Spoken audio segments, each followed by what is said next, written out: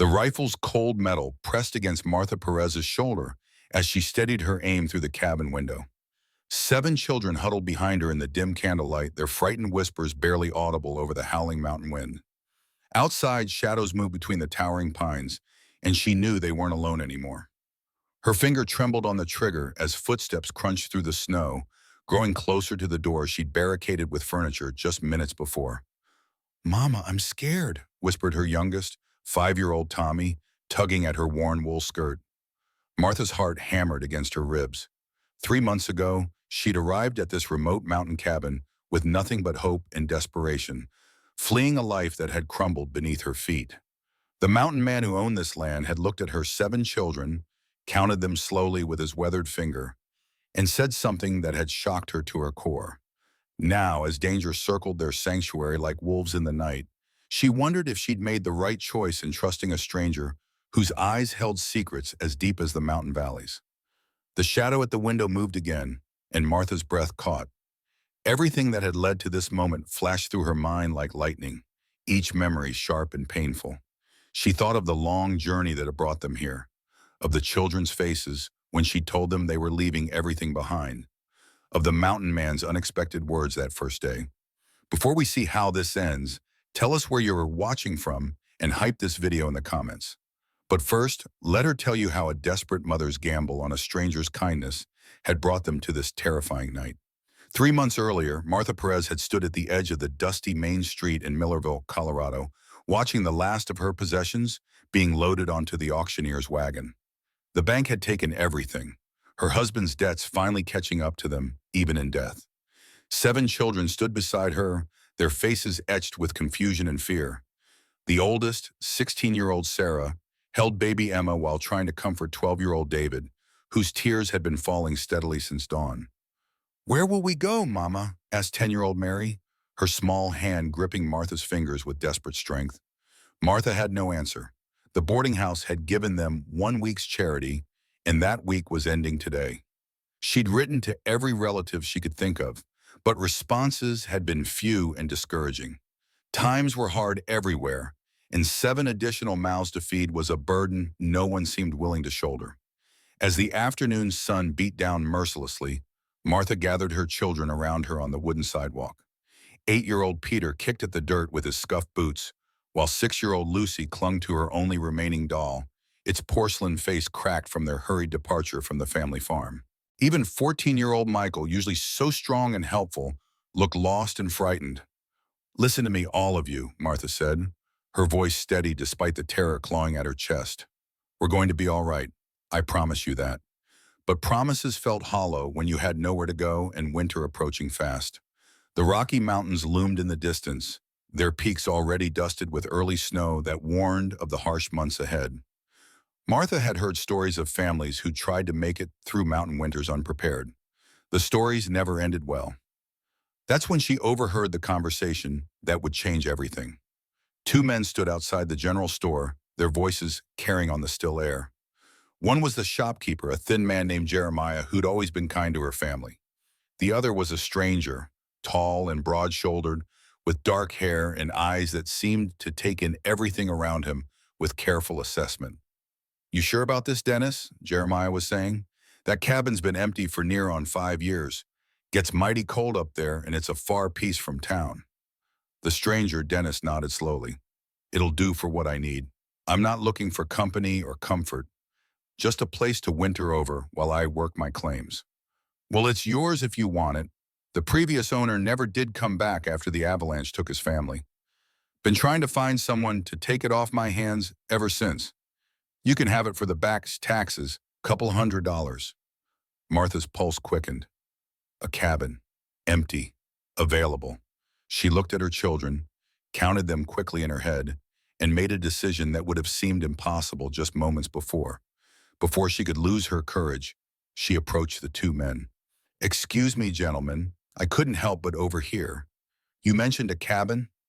Dennis turned to look at her, his gaze taking in her worn dress, her tired face, and the 7 children clustered behind her like chicks around a hen. His expression remained neutral, but something flickered in his dark eyes. "Ma'am," he said with a slight nod. Jeremiah stepped forward. Mrs. Perez, isn't it? I heard about your troubles. I'm real sorry about your husband and the farm. Martha's cheeks burned with embarrassment, but she pressed on. The cabin you mentioned, is it large enough for a family? Dennis studied her for a long moment. Depends on the family, I reckon.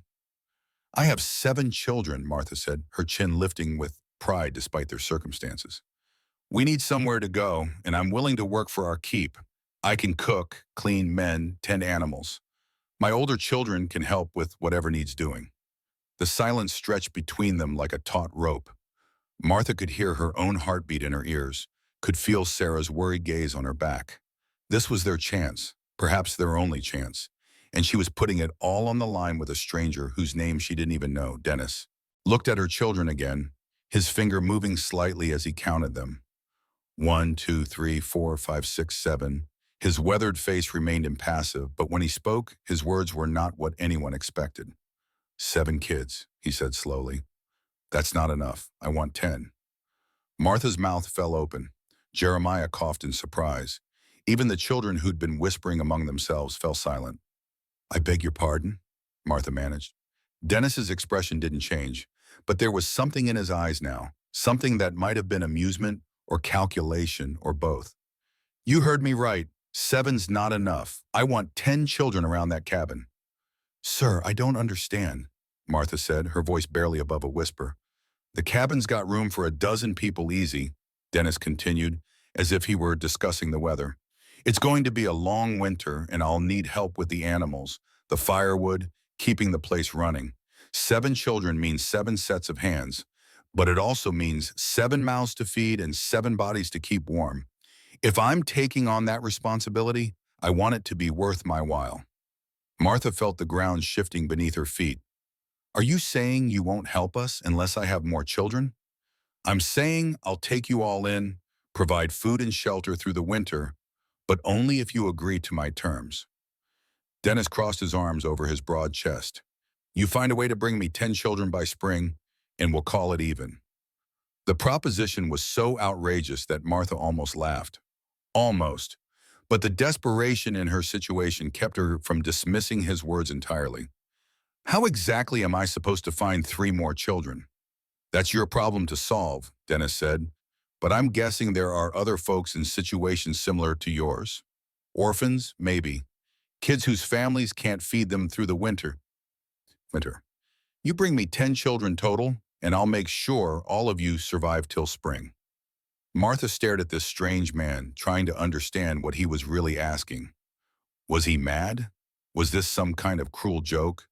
But his eyes held no mockery, only a steady seriousness that made her believe he meant every word.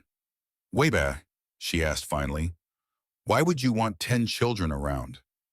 Dennis was quiet for so long that Martha began to think he wouldn't answer. When he finally spoke, his voice was softer than before. Let's just say I know what it's like to be alone in the world, and I know what it takes to survive up there. He nodded toward the mountains. 10 children means a real family, means voices in the house, laughter, someone to care about, and someone to care about you. 7's just not enough to make it feel like home. The admission was so unexpected, so vulnerable, that Martha felt her suspicion begin to soften. This wasn't a madman or a predator. This was a lonely man who'd found a way to help her family while filling some emptiness in his own life.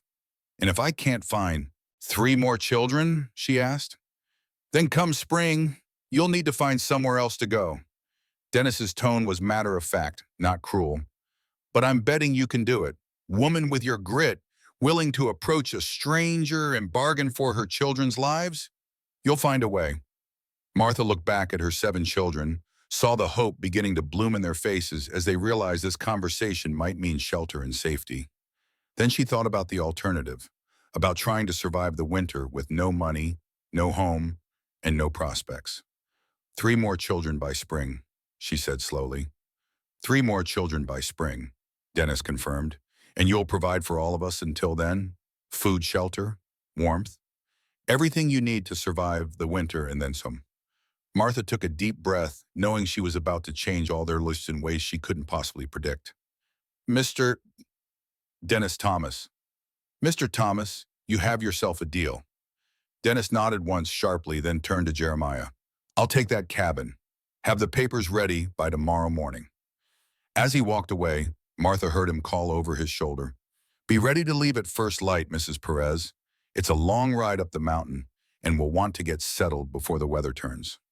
That night, Martha lay awake in the boarding house, listening to her children's steady breathing and wondering what she'd gotten them into. Outside, the wind howled like a living thing, and she could smell snow in the air. Winter was coming whether they were ready or not, and she just bet their lives on a stranger's promise and her own ability to find 3 more children who needed saving. The next morning dawned clear and cold, with frost covering the ground like scattered diamonds. Dennis Thomas arrived at the boarding house just as the sun crested the mountains, leading a wagon loaded with supplies and pulled by 2 sturdy horses. He'd also brought a gentle mare for riding and a milk cow tied behind. This is everything we'll need to get started, he said as Martha and her children emerged with their few possessions. Food for the first month, tools, blankets, medicine. After that, we'll make do with what the mountain provides. As they loaded their belongings into the wagon, Martha noticed how Dennis interacted with her children. He wasn't overly friendly or talkative, but he was patient and respectful. When little Tommy dropped his wooden horse in the mud, Dennis picked it up and cleaned it off without a word. When Sarah struggled to lift baby Emma into the wagon, he was there to help before she even had to ask. The journey up the mountain took most of the day. The road, such as it was, wound through dense forests of pine and aspen, climbing steadily higher until Martha's ears began to pop from the altitude. The children were quiet at first, awed by the towering trees, and the way sounds seemed to echo differently in the thin air. As they climbed higher, Dennis began to point out landmarks and share knowledge that would be crucial for their survival. That peak there, when it's covered in clouds, means snow within 12 hours. This stream here, it never freezes completely, so we can always get water even in the dead of winter. And see those scratches on that tree? Bear sign. We'll want to be careful around here come spring when they wake up hungry. The cabin, when they finally reached it, was larger than Martha had expected, but more rustic than she'd hoped. It was built of thick logs chinked with mud and moss, with a stone chimney that rose high above the peaked roof. The windows were small but well made, with real glass that would keep out the wind.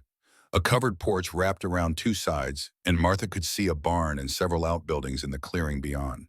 It's not much to look at, Dennis said, watching her face carefully. But it's solid, built to last, built to keep a family safe through whatever the mountain throws at them.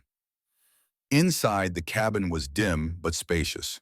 The main room held a large stone fireplace, a wooden table with benches, and shelves built into the walls. A ladder led up to a loft that would serve as sleeping quarters for the children, while a smaller room off the main area would be Martha's. Dennis, she learned, would sleep in the barn with the animals. It's perfect, Martha said, and she meant it. After weeks of uncertainty and fear, this felt like sanctuary. That first evening, as Dennis showed them how to bank the fire properly and where to find the well, Martha began to understand what she'd agreed to. This wasn't just about surviving the winter. This was about creating something that had never existed before. A family made not of blood, but of necessity and choice. As the children settled into their new home, chattering excitedly about the loft and the animals and all the space they had to explore, Martha found herself watching Dennis. He moved around the cabin with the easy confidence of someone who understood how to live in harmony with the wilderness. But there was something else in his manner, something almost wistful as he watched the children claim their spaces. Later that night, after the children had been fed and tucked into their beds in the loft, Martha and Dennis sat by the fire discussing practical matters. How much firewood they'd need, what chores each child could handle, how to ration their supplies to last through the worst of the winter months. About finding those 3 children, Martha said finally, broaching the subject that had been weighing on her mind all day. Dennis poked at the fire with an iron rod, sending sparks spiraling up the chimney. There's an orphanage in Denver, about 2 days' ride south. Heard they're overcrowded, struggling to feed all the kids they've got. Might be willing to let some come up here for the winter. And you'd be willing to pay in orphans? Children you don't know? Dennis was quiet for a moment, his gaze fixed on the dancing flames. I was an orphan once, spent most of my childhood in institutions, foster homes, places where I was just another mouth to feed. Never had a real family, never knew what it felt like to belong somewhere. He looked up at her then, his dark eyes reflecting the firelight. Your children, they have that. They have you, they have each other. But there are kids out there who don't have anybody. If I can give them a winter of feeling like they belong, like they're part of something good, then maybe that's worth more than whatever it costs me in food and firewood. Martha felt something shift in her chest, a warmth that had nothing to do with the fire. This man wasn't the hard, calculating stranger she'd first thought him to be. He was someone who understood loss, who'd found a way to turn his loneliness into generosity. We'll go to Denver next week, she said, before the snow gets too deep. We? Dennis raised an eyebrow. If I'm going to ask children to trust me, to come live in a place they've never seen with people they don't know, they need to see that I'm not alone in this. They need to know there's a man here who's committed to taking care of them too. Dennis nodded slowly. Fair enough. We'll take Sarah and Michael with us. Leave the others here. It'll be good for the orphans to see that children are happy here, that this isn't some kind of trap or trick. Over the next week, they settled into a routine that felt surprisingly natural. The children adapted to mountain life with the resilience that only the young possess. They learned to milk the cow, to gather eggs from the chickens Dennis had brought, to split kindling and carry water from the well. Mary and Lucy helped Martha with cooking and mending, while David and Peter worked with Dennis to reinforce the barn against winter storms. Sarah proved especially helpful with baby Emma, and Martha noticed how Dennis watched the girl with something like approval as she managed her responsibilities with maturity beyond her 16 years. Michael, at 14, was eager to learn everything Dennis could teach him about mountain survival, from reading weather signs to tracking animals to identifying which plants could be used for medicine. Even little Tommy found his place, appointed as the official keeper of the chickens, a job he took so seriously that he insisted on checking their nests 3 times a day and reporting his findings to Dennis with military precision. The night before their planned trip to Denver, Martha stood on the porch looking out at the star-filled sky. The air was so clear and thin that the stars seemed close enough to touch, and the silence was profound in a way that city dwellers never experienced. Dennis emerged from the barn carrying a lantern and joined her on the porch. Having second thoughts? He asked. No, Martha said, surprising herself with the certainty in her voice. I'm thinking about how much my children have changed already. They're stronger here, more confident. Tommy hasn't had one of his nightmares since we arrived. Sarah's been smiling again. Even little Emma seems more content. Mountain air is good for children, Dennis said. Gives them room to grow, challenges them in ways that make them tougher. It's not just the mountain air, Martha said quietly. It's having a man around who treats them with respect, who expects them to be capable of more than they thought they could handle. Dennis was quiet for a long moment. Your husband, he wasn't that kind of man. Martha hesitated, then decided on honesty. James was a good man in many ways, but he was weak. Weak with money, weak with discipline, weak when it came to making the hard choices. The children learned not to depend on him for much. They've never had a man in their lives who was truly reliable. And you think I am? I think you're the kind of man who keeps his word, no matter what it costs you. Martha turned to look at him directly. That's rarer than you might think. The trip to Denver was everything Martha had hoped for and more challenging than she'd expected. The Denver orphanage was a grim, overcrowded building where too many children competed for too little attention and care. The director, a harried woman named Mrs. Patterson, listened to their proposal with barely concealed skepticism. You want to take 3 children for the entire winter to live in a cabin in the mountains with people they don't know? Mrs. Patterson shook her head. I'm sorry, but that sounds like a recipe for disaster. Mrs. Patterson, Martha said gently, look around. How many children do you have here? How many are getting the individual attention they need? How many go to bed hungry because there's not quite enough food to go around? The director's face tightened, but she couldn't deny the truth of Martha's words. The orphanage was clearly struggling, with too many beds crammed into too small spaces and children of all ages competing for the attention of too few adults. Dennis stepped forward. Ma'am, I know this sounds unusual, but I can provide for these children in ways they can't be provided for here. Fresh air, good food, individual attention, useful skills they can take with them when they leave. And come spring, if they want to return here, I'll bring them back myself. And if they don't want to return, then we'll help them find permanent homes with families who want them. Mrs. Patterson studied Dennis for a long moment, taking in his steady gaze, his calm demeanor, the way Sarah and Michael clearly trusted and respected him. You said 3 children. Do you have preferences for age, gender? Children who need this most, Martha said without hesitation. Children who aren't thriving here, who might benefit from a different kind of life. Mrs. Patterson led them through the orphanage, pointing out children who might be good candidates for their unusual arrangement. There was 9-year-old Jenny, a quiet girl who'd been there for 2 years after her parents died in a factory fire. She was bright and capable, but had grown withdrawn and sad in the institutional environment. Then there was 11-year-old Robert, a boy who'd been abandoned by his family when they could no longer afford to feed him. He was angry and defensive, quick to fight with the other children, but Mrs. Patterson admitted he was one of the smartest children she'd ever encountered. The third child was 7-year-old Annie, who'd been born at the orphanage to a mother who died in childbirth. She'd never known any other life, never had a real family, and had developed a habit of following the older children around like a lost puppy, desperate for attention and affection. These 3, Mrs. Patterson said, they're good children, but they're struggling here. Jenny barely speaks anymore. Robert gets into fights almost daily, and Annie, well, she needs more individual care than we can provide. Martha looked at Dennis, saw him studying the 3 children with the same careful assessment he'd given her own family that first day in Millerville. But there was something else in his expressions now, something soft and protective that made her heart skip a beat. We'll take them, he said simply.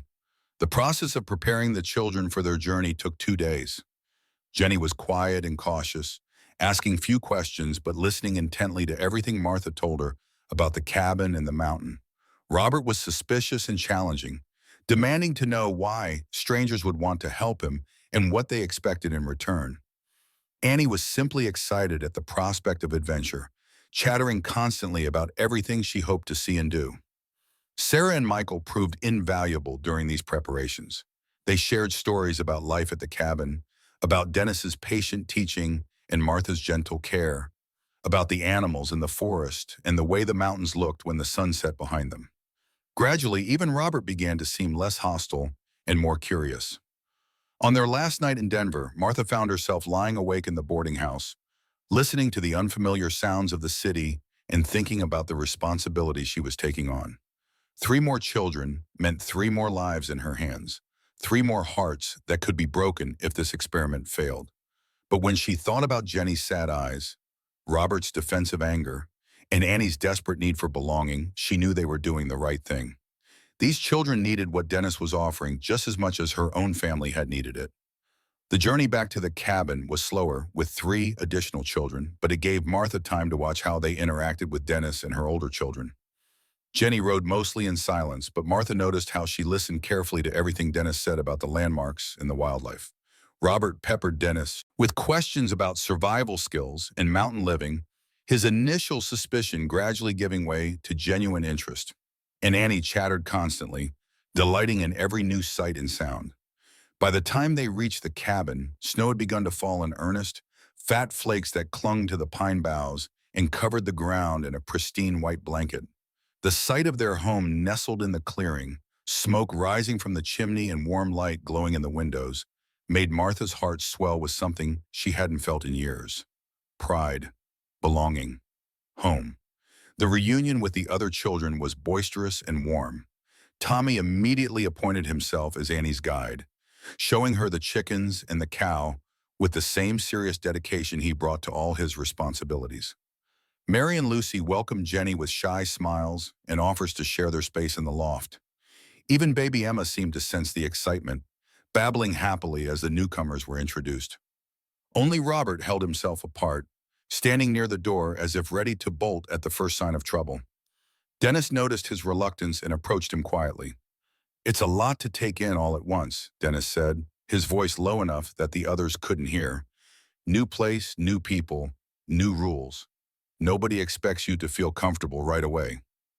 Robert looked up at him suspiciously. What if I don't like it here? What if I want to leave? Then come spring, I'll take you back to Denver myself, Dennis replied without hesitation. But I'm hoping you'll give it a real chance first. This place has a way of growing on people. Why do you care what happens to me? Robert's voice was challenging, but Martha could hear the vulnerability underneath. Dennis was quiet for a moment, and when he spoke, his words carried the weight of hard-earned wisdom. Because I know what it's like to be angry at the world, to feel like nobody wants you around. And I know that sometimes all it takes is one person believing in you to change everything. That night, as they all gathered around the big table for dinner, Martha counted heads and realized they'd done it. 10 children now called this cabin home, and for the first time since arriving in the mountains, she felt like they'd truly fulfilled their part of the bargain with Dennis. But as she looked around the table at the faces illuminated by candlelight, she realized something had shifted. This wasn't just about surviving the winter anymore. This wasn't just a business arrangement or a desperate gamble.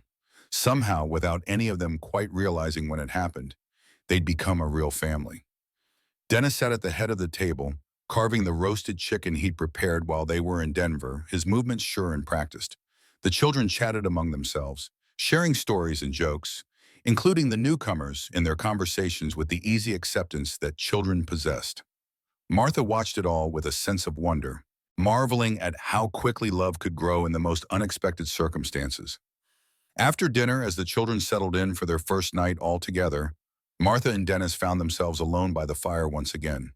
The cabin felt different now, fuller and more alive with the sounds of 10 children preparing for sleep. Thank you, Martha said quietly. Dennis looked up from the fire. For what? For seeing what they needed before I did. For understanding that this was never really about the number of children at all. Dennis smiled, the expression transforming his weathered face.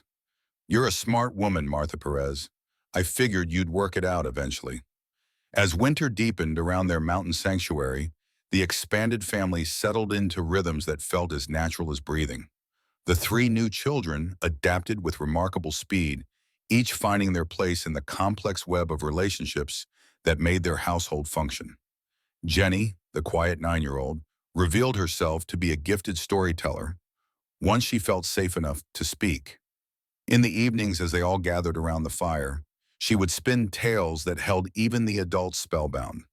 Her stories were filled with magic and wonder, but also with wisdom that seemed far beyond her years. Martha realized that Jenny's silence at the orphanage hadn't been withdrawal so much as careful observation, storing up experiences and emotions to transform into the stories she now shared so generously. Robert's transformation was even more dramatic. His initial hostility melted away as Dennis patiently taught him practical skills that made him feel valuable and capable. The boy had a natural aptitude for mechanical things, and Dennis put him in charge of maintaining their tools, fixing anything that broke, and even helping to improve their living conditions with clever innovations. Robert's anger hadn't disappeared entirely, but it had found a constructive outlet in the satisfaction of building and creating rather than tearing down. Little Annie bloomed like a flower in spring sunshine.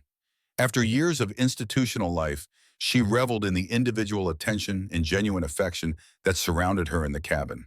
She attached herself particularly to Martha, following her around during the day and helping with cooking, cleaning, and caring for baby Emma. But she also formed a special bond with Tommy, the 2 youngest children, creating their own small world of games and adventures within the larger family structure. The older children, Sarah and Michael, took on leadership roles naturally, helping to bridge the gap between the established family and the newcomers. Sarah became like a big sister to all the children, not just her biological siblings, while Michael worked closely with Dennis on the more demanding physical tasks that kept them all safe and comfortable. As the snow piled deeper around the cabin and the temperature dropped to levels that would have been unimaginable. In their former lives, Martha marveled at how well they were not just surviving, but thriving. The children were healthier than they'd ever been, their cheeks pink from the cold mountain air, and their bodies strong from the physical demands of their new life. More importantly, they were happy in a way that had nothing to do with material possessions and everything to do with feeling secure, valued, and loved. Dennis proved to be not just a provider, but a true father figure to all 10 children. He was patient with their mistakes, generous with his praise for their efforts, and firm but fair when discipline was needed. Martha watched him teach Robert how to repair a broken harness, saw him listen to Jenny's stories with genuine interest, observed him carrying Annie on his shoulders when she grew tired during their daily chores. This was the man she'd made her desperate bargain with, but he was also something she'd never expected him to be, the answer to prayers she hadn't even known she was praying. One particularly fierce storm kept them cabin-bound for 3 days straight. The wind howled like a living thing, and the snow fell so heavily that they couldn't see the barn from the windows. But inside their warm, solid sanctuary, the enforced closeness only brought them together more tightly. They played games, told stories, worked on projects that had been put aside during busier times. Dennis taught the older children to play chess using pieces he carved from scraps of wood. Martha showed the girls how to knit and embroider. The boys learned to whittle and repair leather goods. On the third night of the storm, as they all sat around the fire, listening to the wind rage outside, young Peter asked the question that had been on everyone's mind. "Dennis, what happens to us when spring comes?" The cabin fell silent except for the crackling of the logs and the distant howl of the wind. Martha felt her heart skip a beat. They had all been so focused on getting through the winter that none of them had wanted to think too hard about what would happen when the snows melted and the world opened up again. Dennis was quiet for a long moment, his gaze moving from child to child, taking in their expectant faces, their obvious anxiety about his answer. When he finally spoke, his voice was steady but gentle. "Well, that depends on what everyone wants," he said. "The original agreement was that you'd all stay through the winter and then Mrs. Perez would be free to take her family wherever she wanted to go. Jenny, Robert, and Annie could go back to Denver if that's what they preferred, or we could help them find permanent homes with other families." "But what do you want?" Sarah asked, her 16-year-old directness cutting straight to the heart of the matter. Dennis looked at Martha, and she saw something in his eyes that made her pulse quicken. "What I want," he said slowly, "is for all of you to stay. Not because of any bargain or agreement, but because you want to, because this feels like home to you the way it does to me." The silence that followed was heavy with possibility. Martha could see the hope blooming in her children's mouths, could feel the same emotion rising in her own chest, but she also knew that Dennis was offering them something that went far beyond shelter and safety. He was offering them a future, a real family, a life built on choice rather than desperation. "And what would that look like?" Martha asked carefully. "If we stayed, I mean." Dennis leaned back in his chair, his expression thoughtful. "Well, I reckon we'd need to make some changes. This cabin's been good for the winter, but if we're talking about a permanent arrangement, we'd need more space. Maybe add on a few more rooms, build a proper schoolhouse so the children can get their education. We'd need to think about legal arrangements too, making sure everyone's properly cared for and protected." "You mean like adoption?" Robert asked, his voice barely above a whisper. "If that's what you wanted," Dennis replied, "for those who don't have families to go back to." Martha felt tears prick at her eyes as she watched Robert's face transform. The angry, defensive boy who'd arrived from Denver was gone, replaced by a child who was daring to hope for something he'd never thought possible. A real family, a permanent home, a future that stretched beyond mere survival. "I want to stay," Annie announced, her 7-year-old voice clear and certain. "I like it here. I like all of you." "Me too," Tommy chimed in immediately. "Can we really stay forever?" One by one, the children voiced their desires, and not a single one wanted to leave. Even Jenny, who'd been so quiet and withdrawn when they'd first met her, spoke up clearly. "This is the first place that's ever felt like home to me. I don't want to go anywhere else." Martha looked around the circle of faces, these children who'd become her children, and felt her heart swell with a love so fierce it almost hurt. Then she looked at Dennis, this man who'd somehow seen what they all needed before any of them had understood it themselves. "It's not just about what the children want," she said quietly. "What about us? What about what this would mean for you and me?" Dennis met her gaze steadily. "I think you know what it would mean, Martha. The question is whether that's something you want too." The air in the cabin seemed to shimmer with unspoken possibilities. Martha thought about the woman she'd been 3 months ago, desperate and frightened, with no options and no hope. She thought about the woman she was now, strong and confident, surrounded by children who looked to her not just for survival, but for guidance and love. And she thought about the man who'd made that transformation possible, who'd seen potential in her family when no one else would even give them a chance. Yes, she said simply. Yes, I want that too. The celebration that followed was spontaneous and joyful, with children cheering and hugging and making excited plans for their future. But Martha noticed that Dennis remained calm and thoughtful, even as he accepted the children's enthusiastic embraces. Later, after the children had finally settled down for the night, Martha and Dennis stepped out onto the porch despite the bitter cold. The storm had finally passed, leaving the world transformed by snow and ice that glittered like diamonds in the starlight. "Are you sure about this?" Martha asked. "Taking on a ready-made family of 10 children is a big responsibility, even for a man as capable as you." Dennis was quiet for a moment, his breath forming clouds in the frigid air. "Martha, I've been alone for most of my life. I've got money saved, land that's worth something, skills that can provide for a family. But none of that meant much without people to share it with. These children, your children, they have given me something I never thought I'd have." "What's that?" "A reason to build something that will last beyond my own lifetime." Dennis turned to look at her, his dark eyes serious. "I'm not a young man, Martha. I'm 43 years old, and I've spent most of those years focused on just getting by from one day to the next. But watching these children grow and learn and become who they're meant to be, that's given me a purpose I never had before." Martha felt something shift in her chest, a warmth that had nothing to do with their physical attraction and everything to do with recognizing a kindred spirit. "You know, when I first heard you say you wanted 10 children, I thought you were either crazy or cruel. I never imagined you were just lonely." "Maybe all three," Dennis said with a slight smile. "But you took the chance anyway. You trusted a stranger with your children's lives. And you've proven that trust was well placed."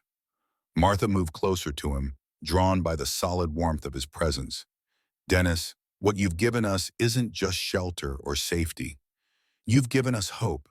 You've given us a future." "We've given each other that," Dennis corrected gently. "This family we've built, it's not something I created alone. It's something we all chose together." As they stood there in the starlit silence, Martha realized that somewhere in the midst of survival and practicality, something beautiful had grown.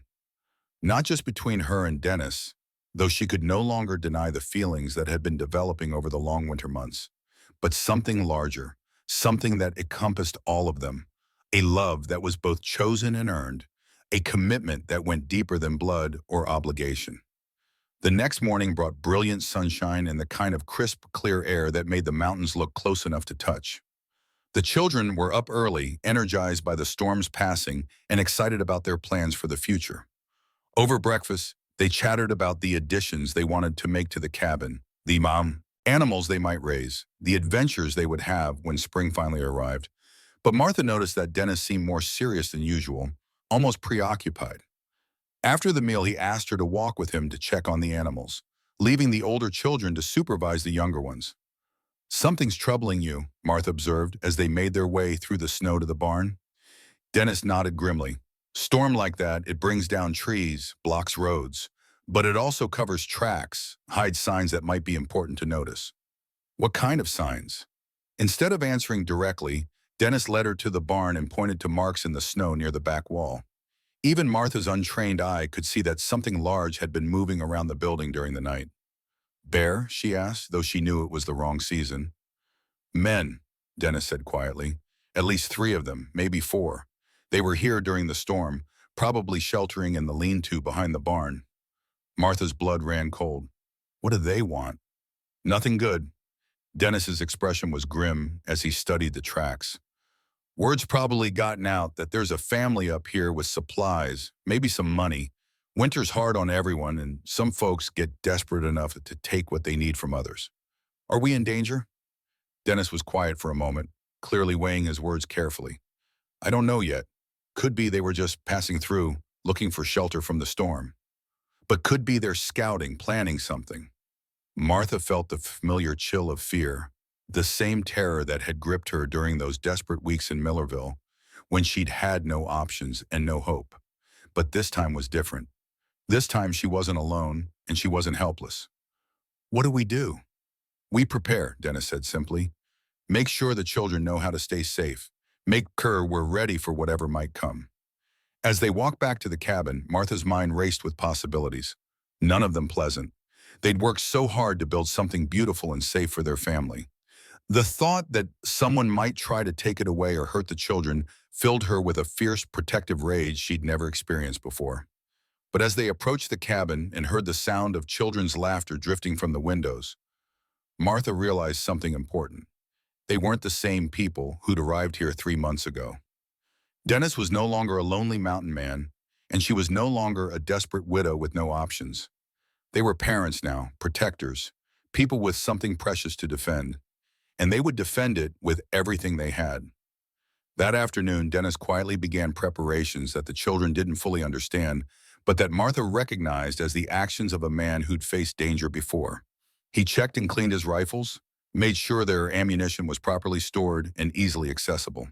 He showed Michael and Sarah how to bar the doors and windows from the inside, explaining it as a general safety precaution, but making sure they understood the importance of following his instructions exactly.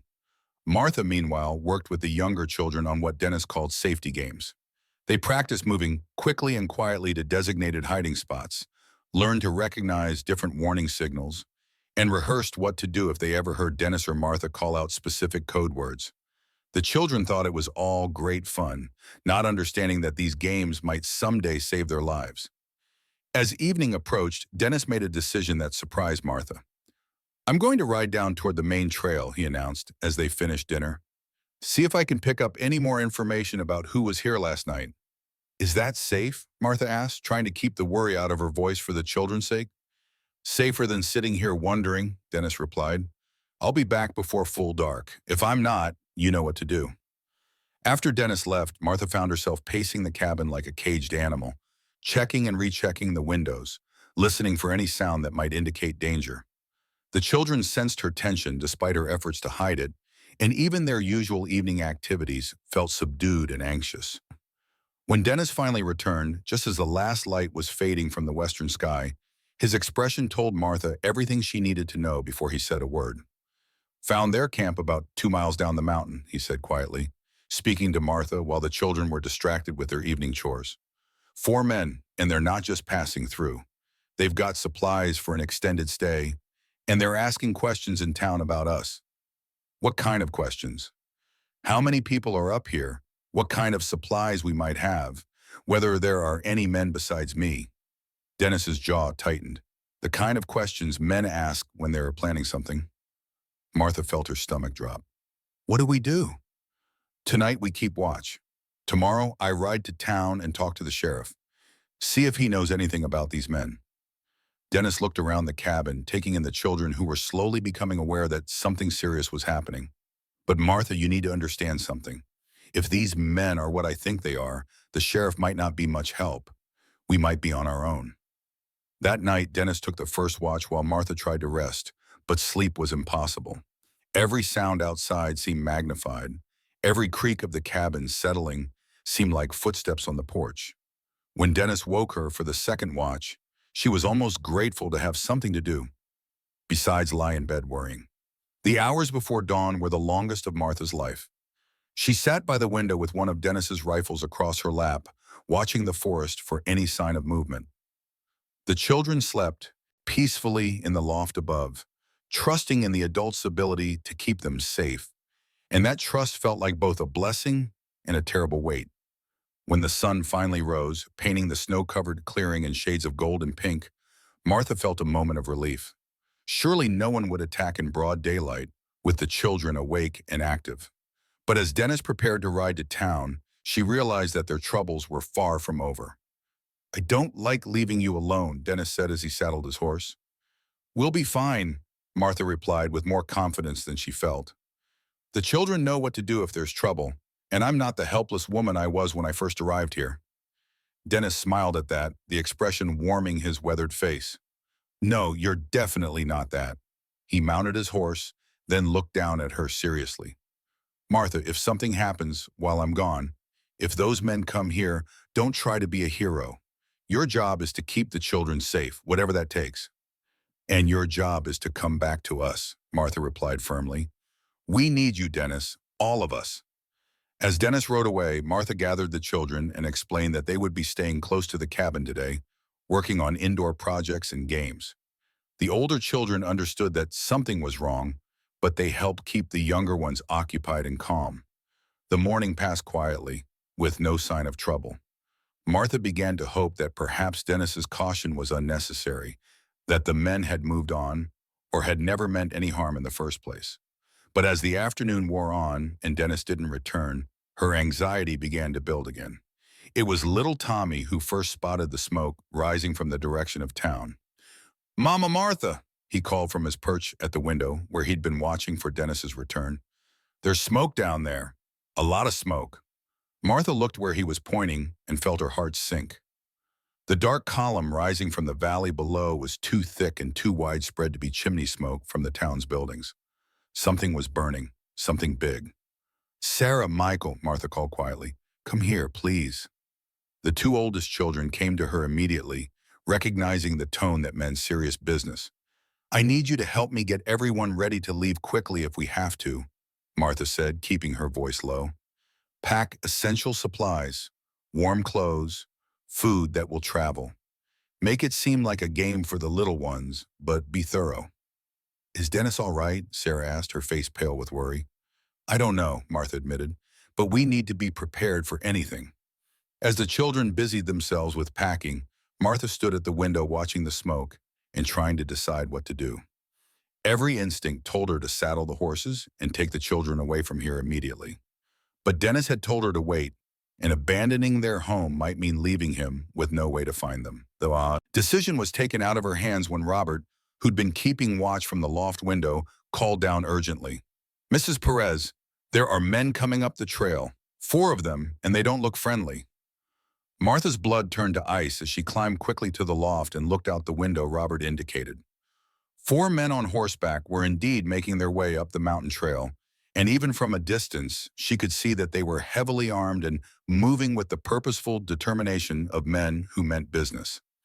"Everyone listen to me very carefully," Martha said, her voice calm despite the terror racing through her veins. "We're going to play the most important safety game we've ever played. I need everyone to do exactly what we practiced, quickly and quietly." The children responded with remarkable discipline, the older ones helping to guide the younger ones to their designated hiding spots. Sarah took baby Emma and crouched behind the heavy wooden chest in Martha's room. Michael and Robert positioned themselves near the back door, ready to lead the smaller children to the barn if escape became necessary. The others tucked themselves into the various hiding places Dennis had shown them, behind furniture and in the storage spaces built into the cabin's walls. Martha took her position by the front window, Dennis's rifle in her hands and her heart hammering against her ribs. She'd never shot at another human being, but as she thought about the children depending on her for protection, she knew she would do whatever was necessary to keep them safe. The men approached slowly, clearly in no hurry. They knew there was nowhere for their quarry to run, no help coming from town. As they drew closer, Martha could see their faces, and what she saw there made her stomach turn. These weren't desperate men driven to crime by hunger or desperation. These were predators who enjoyed what they did. They stopped just outside the cabin's clearing, close enough for Martha to hear their voices, but far enough away to avoid any immediate threat from the windows. "We know you're in there," called the apparent leader, a tall man with a scraggly beard and cold eyes. "We're not here to hurt anybody, just want to have a conversation." Martha said nothing, knowing that any response would only confirm their presence and give the men information they could use against her. "Look, lady, we know your man rode to town this morning. We know you're in there alone with all those children." The man's voice carried false reasonableness that didn't fool Martha for a second. "We just want to talk, maybe work out some kind of arrangement that's beneficial for everybody." Still, Martha remained silent, though her finger tightened on the rifle's trigger. "See, we heard you folks have been doing real well up here," the man continued. "Got plenty of supplies, comfortable setup, maybe some money put aside. Winter's been hard on everyone. We figure you might be willing to share with some fellow travelers who've fallen on hard times." One of the other men laughed, a sound that held no humor at all. "Real generous folks, from what we hear, taking in orphans and such. Got big hearts and full pantries." Martha's blood boiled at the mockery in his voice, but she forced herself to remain calm and focused. These men were trying to provoke a response, to get her to reveal their defensive capabilities, or the exact number of people in the cabin. "Now we can do this the easy way or the hard way," the leader called out. "Easy way, you invite us in for a meal and some conversation, and maybe we work out a mutually beneficial arrangement. Hard way, well, that's not going to be pleasant for anybody, especially those children we know you're protecting." The threat against the children shattered Martha's restraint. She stood up from her position behind the window and called out clearly, "You need to leave. Now, this is private property and you're not welcome here." The men exchanged glances, and Martha could see their expressions shift from false friendliness to something much more dangerous. "Well now, that's not very neighborly," the leader said. "Here we are, just trying to have a civilized conversation, and you're being downright hostile." "I'm being clear," Martha replied, proud that her voice remained steady. "You need to turn around and ride back down that mountain." "Or what?" asked one of the other men, his hand moving to rest on the gun at his hip. "You going to shoot all four of us with that rifle? You even know how to use that thing?" Martha raised the rifle to her shoulder, sighting down the barrel at the man who'd spoken. "Try me." For a moment, the clearing was silent, except for the whisper of wind through the pine trees. Martha could feel the children's eyes on her from their hiding places, could sense their fear and their trust in her ability to protect them. Then the leader made a gesture to his companions, and Martha knew the time for talking was over. "Boys, I think the lady needs some convincing about the benefits of cooperation." The men began to spread out, clearly intending to surround the cabin and attack from multiple directions. Martha's mind raced, calculating angles and distances, trying to figure out how to defend against four-armed men when she had only one rifle and limited ammunition. That's when she heard the sound that changed everything, the thunder of hoofbeats approaching fast from the direction of town. Someone was coming up the mountain trail at a gallop, and from the sound of it, there was more than one horse. The four men heard it too, their heads turning toward the trail with expressions of confusion and growing alarm. They'd clearly expected to have plenty of time to complete their business without interruption. Dennis burst into the clearing like an avenging angel, his rifle already in his hands and his face set in lines of cold fury. Behind him rode three other men, all armed and all wearing the badges of law enforcement. "Drop your weapons," shouted the man Martha recognized as Sheriff Coleman from town. "You're surrounded." The leader of the raiders looked around desperately, clearly calculating his chances of escape or successful resistance. But with lawmen approaching from one direction and Dennis already in position with his rifle trained on them, the odds were hopeless. "This isn't over," the leader snarled as he slowly raised his hands. "There are more of us, and we know where you live." Dennis's expression didn't change, but his voice carried the weight of absolute certainty when he replied, "If any of you or your friends ever come near my family again, you won't live to regret it." As the sheriff and his deputies took the four men into custody, Martha finally allowed herself to breathe. The children began to emerge from their hiding places, clustering around her with relief and excitement as they realized the danger had passed. Dennis dismounted and strode quickly to the cabin, his eyes scanning Martha and the children for any sign of harm. When he was satisfied that everyone was safe, he pulled Martha into his arms with a fierce intensity that spoke louder than any words could have. "I'm sorry I wasn't here," he said quietly, his voice rough with emotion. "When I saw the smoke from their camp, knew they were planning to move today." "You came back," Martha said simply. "That's all that matters." Later, after the sheriff and his men had departed with their prisoners, after the children had been fed and reassured and tucked safely into their beds, Martha and Dennis sat by the fire and talked about what had happened and what it meant for their future. "The sheriff says they were part of a larger gang that's been terrorizing isolated families throughout the territory," Dennis explained. "They had heard about us from someone in town, figured we'd be easy targets." "But they were wrong," Martha said with quiet satisfaction. They were wrong about a lot of things, Dennis agreed. They thought you were helpless, thought the children would be a liability instead of motivation to fight harder than they ever imagined. Martha looked around the cabin, taking in the evidence of the life they'd built together. The children's drawings tacked to the walls, the books and games scattered on the table, the extra chairs Dennis had built to accommodate their growing family. 6 months ago, she would have been terrified by what had happened today. Now she felt only a fierce pride in how they'd all responded to the threat. Dennis, what you said to that man about this being your family. I meant every word of it, Dennis said without hesitation. Martha, these children aren't just your responsibility anymore. They're ours. All of them, blood-related or not, they're our children now. And what does that make us? Martha asked quietly. Dennis was silent for a moment, his gaze fixed on the dancing flames in the fireplace. When he looked at her, his dark eyes held an intensity that made her heart skip a beat. It makes us whatever we want to be, he said. Also, he said, and partners, certainly, parents, absolutely. But Martha, if you're asking what I hope we might become, he didn't finish the sentence, but he didn't need to.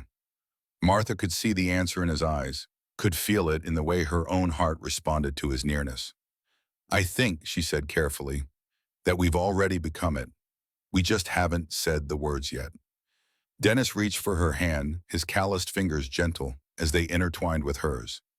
Then let me say them now. I love you, Martha Perez. I love you, and I love those children. And I want to spend the rest of my life making sure you all know how precious you are to me. Tears pricked at Martha's eyes as she heard the words she'd never expected to hear again. Not just words of love, but words of commitment, of permanence, of a future built on choice rather than necessity. I love you too, she whispered. I love the man you are, the father you've become, the life we built together. As Dennis pulled her into his arms, Martha marveled at the journey that had brought them to this moment. 6 months ago, she'd been a desperate woman with no options, willing to make any bargain to save her children. She'd agreed to find 10 children for a stranger's cabin, thinking it was about numbers, about meeting some arbitrary requirement. Now she understood what Dennis had really been asking for. Not 10 children, but a real family. Not a business arrangement, but a home filled with love and laughter and the kind of belonging that had nothing to do with blood relations and everything to do with choice and commitment. The next morning brought news that would change their lives once again. Sheriff Coleman returned with papers that made Dennis's guardianship of Jenny, Robert, and Annie official, and with him came a representative from the territorial government who had a proposal that surprised them all. Mr. Thomas, Mrs. Perez, the official said as they gathered around the kitchen table, your situation here has come to the attention of some important people. The way you've taken in orphan children, created a stable home environment, successfully defended against criminal elements, it's exactly the kind of pioneering spirit we need in this territory. Martha and Dennis exchanged glances, wondering where this conversation was heading. What we'd like to propose, the official continued, is that you consider expanding your operation. There are dozens of orphan children throughout the territory who need homes, and traditional orphanages are overcrowded and underfunded. We'd be willing to provide financial support, supplies, even help you build additional facilities if you'd be willing to take in more children on a permanent basis. The proposal was staggering in its scope. They were being asked to create something that had never existed before. A family-based alternative to institutional care for orphan children, a place where kids could grow up with individual attention, practical skills, and most importantly, genuine love. How many children are we talking about? Dennis asked. Eventually, maybe 50 or 60, not all at once, of course. We'd start small, add a few at a time, as you're able to accommodate them. Martha felt her head spinning. 50 or 60 children. It would mean building a small community, creating schools and workshops and all the infrastructure needed to support such a large group. But as she looked around the table at her current family, saw the excitement beginning to bloom in the older children's faces as they understood what was being offered, she realized that this was the natural evolution of what they'd already started. We'd need help, she said slowly. Other adults, people who understand children and can help with the education, training, all the specialized care that many of these children will need. Already arranged, the official assured her. We've identified several qualified teachers, craftsmen, even a doctor who'd be willing to relocate here to be part of this experiment. Dennis was quiet for a long moment, clearly weighing the enormity of what they were being asked to take on. Finally, he looked at Martha with a question in his eyes. "What do you think?" he asked. Martha thought about the three orphans who'd already transformed their family, about the joy on Annie's face when she'd realized she could stay forever, about Robert's pride in his mechanical skills, about Jenny's stories that had brought magic to their winter evenings. She thought about all the other children out there who needed what they could provide, not just food and shelter, but belonging, purpose, love. "I think," she said slowly, "that we're going to need a much bigger cabin." The official smiled broadly. "Actually, we were thinking more along the lines of a small town. Thomas family settlement, maybe? A place where children can grow up in family units, but with all the advantages of community support and specialized education." As they spent the rest of the morning discussing the practical details of such an ambitious undertaking, Martha found herself amazed at how her life had changed. 6 months ago, she'd been desperate to save 7 children. Now she was planning to create a home for dozens of orphans, a place that would give them not just survival, but the chance to thrive. That afternoon, as word of the proposal spread among their current family, the children's enthusiasm was infectious. Sarah immediately began planning lessons she could teach younger children. Michael started sketching designs for workshops where older kids could learn trades. Even little Tommy declared that he would need many more chickens to feed all the new children who would be coming. But it was Jenny who captured the essence of what they were creating when she looked up from the story she was writing and said, "We're not just getting more children, we're getting more family." That evening, as Martha and Dennis walked through the forest surrounding their cabin, they talked about the future they were choosing to build together. "Are you sure about this?" Martha asked. "It's going to be an enormous amount of work, an incredible responsibility." "I'm sure," Dennis replied without hesitation. "Martha, 6 months ago, I was a lonely man living alone in the mountains, thinking that was all I'd ever have. You and your children changed that. You showed me what it meant to have a family, to have a purpose beyond just surviving from one day to the next." They stopped in a clearing where the evening light filtered through the pine boughs, painting everything in shades of gold and green. Martha turned to face Dennis, seeing in his weathered features the man who'd become not just her partner, but her anchor, the steady presence that had made all their dreams possible. "Dennis Thomas," she said formally, "when I first met you, I thought you were crazy for wanting 10 children. Now I'm wondering if 60 might not be enough." Dennis laughed, the sound rich and warm in the mountain air. "Well then, Martha Perez, I guess we'd better get started building that town." As they walked back toward the cabin, Martha could see the warm glow of lamplight in the windows, could hear the faint sound of children's voices as they prepared for bed. In a few months, this clearing would be bustling with construction as they built the additional buildings they'd need. In a year, there would be dozens of children calling this place home, learning skills and forming bonds that would last a lifetime. But tonight, it was just them, a family of 12 who'd found each other through desperation and choice, through bargains and love, through the simple recognition that sometimes the most important things in life can't be planned or predicted, only embraced when they appear. Martha thought about the rifle she'd held that morning, about the fierce protectiveness that had filled her when those men threatened her children. She thought about Dennis's words to the gang leader, his absolute certainty that he would defend his family against any threat. She thought about the children sleeping peacefully in the loft, secure in the knowledge that they were loved and wanted and safe. This was what Dennis had really been asking for when he'd said he wanted 10 children. Not a number, but a feeling. Not a transaction, but a transformation. He'd wanted a family, and somehow, miraculously, they'd all found their way to becoming exactly that. As they reached the cabin porch, Dennis took Martha's hand and pulled her gently to a stop. "Before we go in," he said quietly, "there's something I need to ask you." Martha's heart skipped a beat as Dennis reached into his pocket and pulled out a simple gold band. "I know we've already committed to each other, to the children, to this life we're building," and he said, "but I want to make it official. Martha Perez, will you marry me?" Tears blurred Martha's vision as she looked at this man who'd saved not just her life, but her soul, who'd shown her that love could grow in the most unexpected places and take the most surprising forms. "Yes," she whispered. "Yes, Dennis Thomas, I will marry you."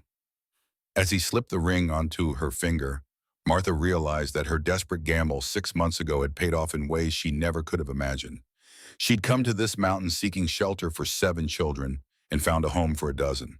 She'd made a bargain with a stranger and discovered a soulmate. She'd thought she was negotiating for survival and instead had found a life more rich and full than she'd ever dared to dream. The sound of children's laughter drifted from the cabin windows, and Martha smiled as she recognized the voices of all 10 of her children, biological and chosen, blood-related and heart-adopted. Soon there would be more voices, more laughter, more love filling these mountains. Dennis had been right from the beginning. 7 children hadn't been enough. But then again, Martha thought, as they walked hand in hand toward their home, when it came to love and family, there was no such thing as enough. There was only more to give, more to receive, more to build together. And they were just getting started.